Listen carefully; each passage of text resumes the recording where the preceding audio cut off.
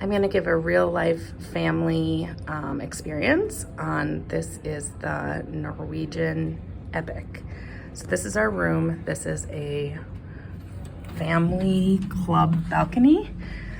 This is real life family has actually been living in and using, as you can see, but I wanted to see because I couldn't find any videos of what is it like to have a 4-person room with the bunk down.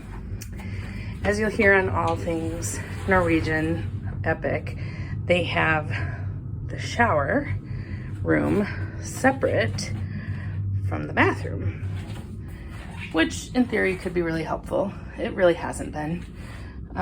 Little sink on the outside. Lots of storage everywhere in here. Literally all of this is storage.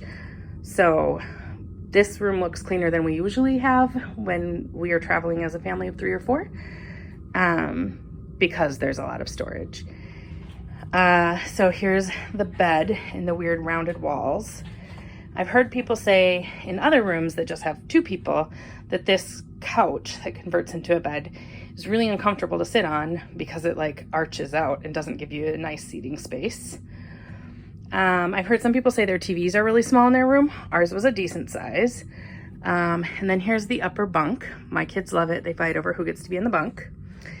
And then walking out, there is enough space. I was worried of how hard would this be. You know, I can walk I'm brushing shoulders between this cabinet and the bed here. But if I turn sideways, I can get by easy enough to get out to our balcony. It does have a kid lock, but my kids are the ones who figured out how to use it and turn it on.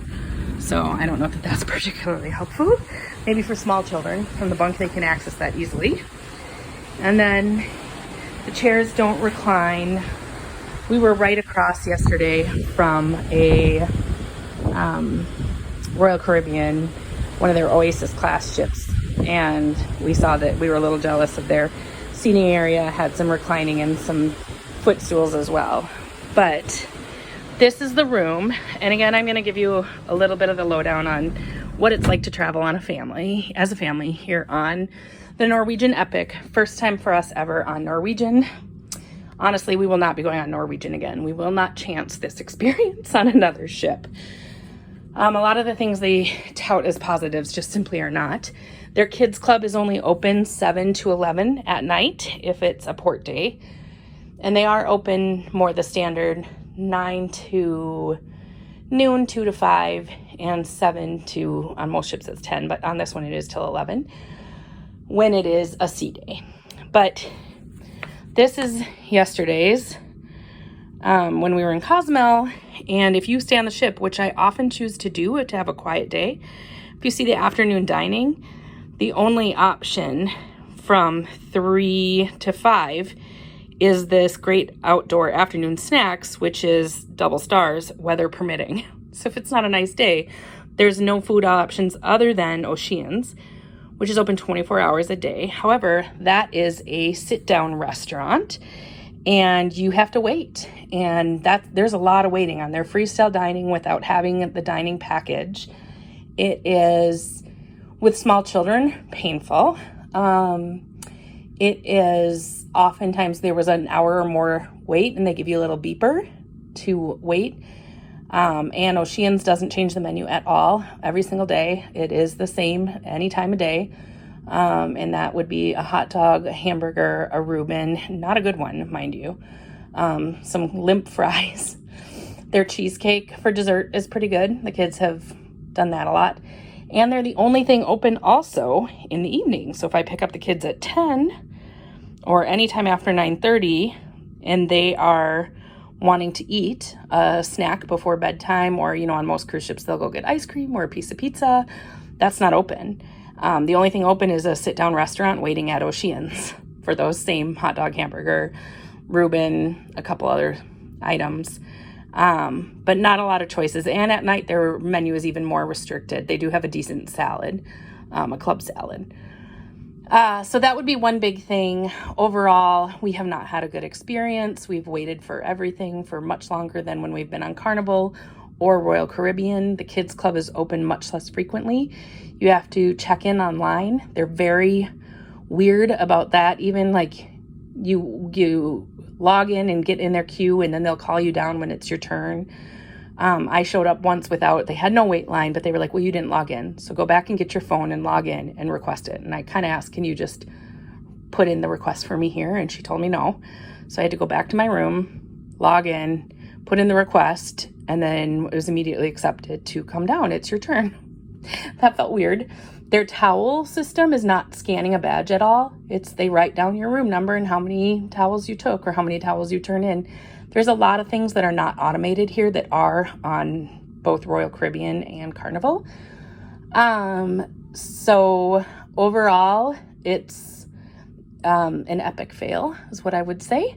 And our room has only been changed like 3 times. And I don't need that a lot. I do want clean towels. But our guy told us he's assigned this part of the ship from 9 to 11. And so if my kids slept until 10 and we went to breakfast and he didn't have time to get to our room, he didn't get to it. We currently have no glasses to even drink water because he took them and didn't replace them. That's just been pretty indicative of our experience. So I wanted to share that a little bit as a family. When someone, you probably wanted to see the room more, but when someone wanted to, have a family experience and I couldn't find any good reviews on Norwegian Epic, or it just, and their kids club is bare bones and they mix ages 3 to 12 together and they don't have anything for the younger kids. For the younger kids, they call them the guppies, from like the 6 months to 3 years, which other ships have. I think there's often a fee associated with it. They just have a small playroom that they can go use in limited hours with their parents. And there's no drop off. So that's my review. I wouldn't recommend it. Having been with my kids on Royal Caribbean, Carnival, and Norwegian, Royal Caribbean is absolutely our favorite for a lot of different reasons. They have tons of different activities for families throughout the day.